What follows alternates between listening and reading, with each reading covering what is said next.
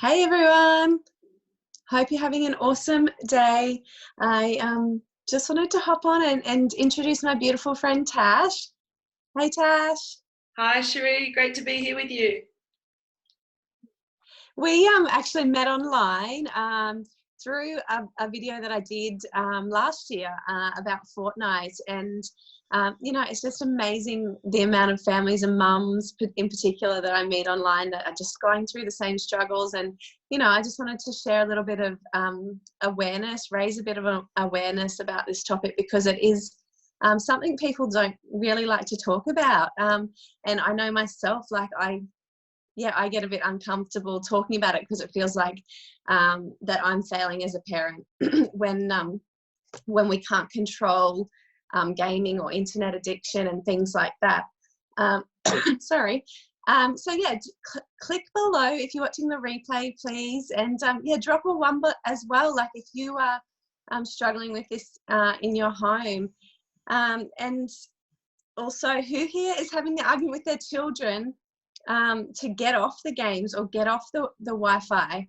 I do, I still do, and we will take it and we'll give it, and it's just a vicious cycle for us. And we're actually going to start Tash's detox program, which we're really excited about. So yeah, do you find there's a lot of families, Tash, that are struggling with that, and having that argument? Yeah, absolutely, Cherie.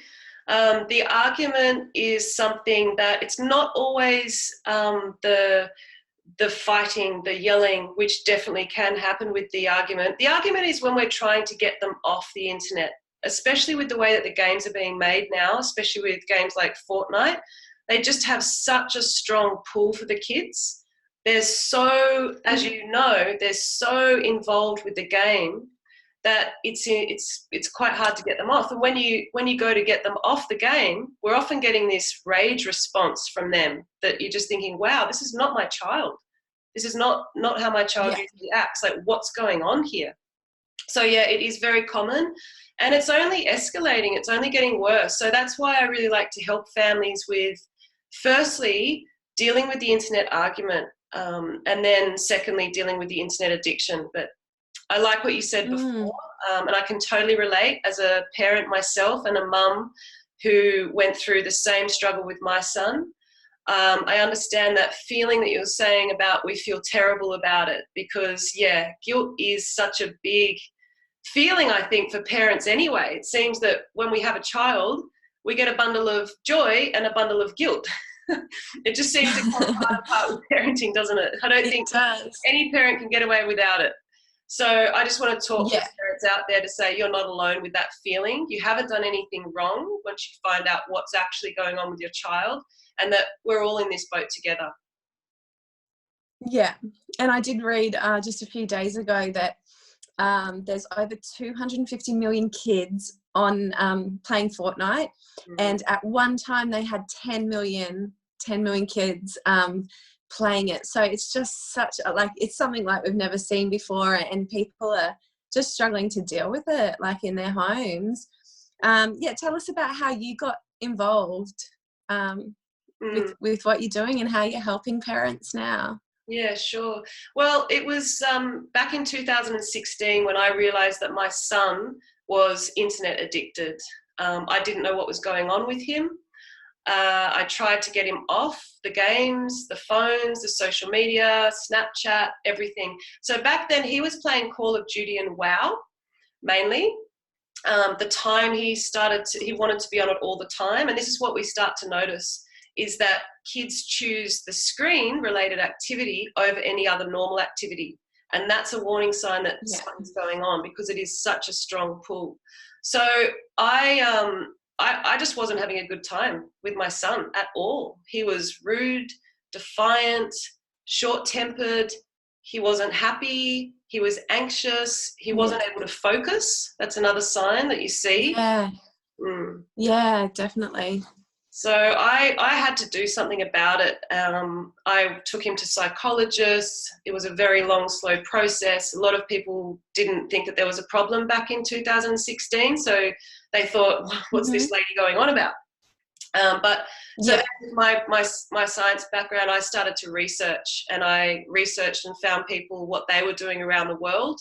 And then I wanted to scream it to the heavens. Something's wrong here once I found out what was actually going on with them in their brain and their nervous system. Why they act like this. Yeah. It's, so and I just passionate about it. Scares me, like, and it scares me to think how many people are probably being medicated for this because that, you know, how it affects their central nervous system and their brain as well. And parents, really need to know. Like, I know my 12-year-old can get on it for 30 minutes, just play like a kiddie game on the phone, and he is just like irritable. And I think kids, you know, he's got sensory processing disorder, and also kids with autism, like, it's going to affect them even worse than it's affecting other kids. Absolutely, Cherie. Yeah. Right. And it doesn't have to be the violent games. That definitely makes things worse, but it can be just the Candy Crush, Minecraft, because it's actually the screen. You know, it's we're affected in our nervous system and our brain through our eyes. So for us, I can feel it when I've been on the screen too much when I have to work. So for kids who are developing, they're in total chaos inside their body. And so, of course, they're acting that way. And that's why we like to deal with the internet argument first. We understand what's going on and we, you know, work some things out there. Yeah. Okay. So the main issues that you're seeing in kids with internet, I know you just touched on a few before, but like, how can people recognize it in their own kids? Internet addiction or gaming addiction or whatever. Yeah. Okay. So one of the first signs is that they start to choose that activity over other activities. You know, they start to, you know, you're asking them, hey, let's go play a game of cricket like we always used to, for example, and they choose to stay on the game. They don't want to come and join in on family activities anymore, which is an issue because, you know, they're developing and they need to also spend time with us to develop their family values rather than developing their values. And then you get cranky and everybody's like, I just want to throw it on the ground or in the bin. I think a lot of us have been there too. Like, I'm not gonna hide, I'll put my hand up. I tried to rip the modem out quite a few times, and I realized that no, that's a really actually unsafe way to do this. So it causes a lot of unnecessary. Yeah, we've done it, and we all feel the same. Yeah, I've left the house with the Wi-Fi box in my handbag. Yep. I'm sure I'm not the only parent, but I tell people though, because I think, surely someone else must be feeling like, it's like controlling everybody. I'm like, you know, so they all follow me though when I take it. Yeah, so that's you're like, what? They wouldn't follow me if I was carrying a cricket bat or, you know, some what's going on here? Yeah. You're not the only one. So how do we free? Sorry. You're not the only one to have taken the Xbox down the street, put it in the boot of the car, taken it to a friend's house, hidden it somewhere else. Wheelie bin. Only for it to come back into the lounge room or the bedroom a short time after. We're all facing that same issue too, because it's quite an issue, Yeah. So how do we free kids from addiction, like internet or gaming addiction? Yeah, okay. So what I discovered with, you know, a lot of trial and error with my son since 2016, 2016 was the year that I actually did free him from internet addiction, but I tried many things, and what I have found to work for my son, and now I'm helping other families with it as well, to free their own children from internet addiction. So what I do is I believe that we need to take them through a digital detox. And the reason for that is they need to be able to restore, because just coming back to setting time limits, just cutting back, it still creates that urge for them to keep wanting it, because they're very hooked in with adrenaline, with dopamine. So I guide parents through a digital detox.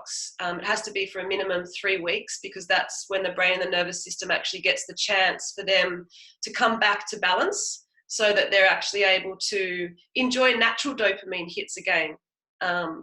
So I tried to do it without the detox with my son. I tried pulling back. It didn't end the internet argument. It exhausted me. It was a constant stress, keeping us disconnected. So I tried the detox a few times actually. I Yeah. tried the detox, and then after that, when I gave him the devices back, then we were back where we started. So I developed a Yeah. about preparation for the detox because it's quite unsafe just to unplug and it causes a lot of problem. Mm. And then after the detox, you have to reintegrate in a certain step-by-step process so that you don't end up back where you started and you've done all this amazing work. Yeah. Yeah. Yeah. Because there's a lot of anger and resentment. Like when you take things that they love, Yeah. that's, yeah, I know what you're saying. It's not, we did it, took it once and it was just, yeah, it was horrible. Like just went cold turkey. So yeah, I can totally relate to Yeah. that. Yeah. Yeah, that's yeah. right. And tell me about the argument, the end internet argument, like the step Yeah. one, is it? It is. Yeah, in your, Step one. which, Yeah. yeah. Yeah. It Yeah, works. It which works. Tash is actually going to share, in her group. She's got a Facebook group, which is amazing support network for families. So she's going to share the step one in there, and we're going to drop the link in the comments below for anybody that wants to join. Yeah, it's a safe space, like, to talk about what you're going through. Sorry, Tash. Absolutely. No, thankfully it is. I want to help as many families as I can. So I believe the first step is to end the internet argument. And that's whether it's the shouting argument or whether you've got to the stage that I got to personally, which I know can be quite upsetting, where we've actually stopped arguing with them. You know, we don't know what to do. So we just leave them. And we're trying to work out what to do. And it's quite sad. It's like this disconnect feeling.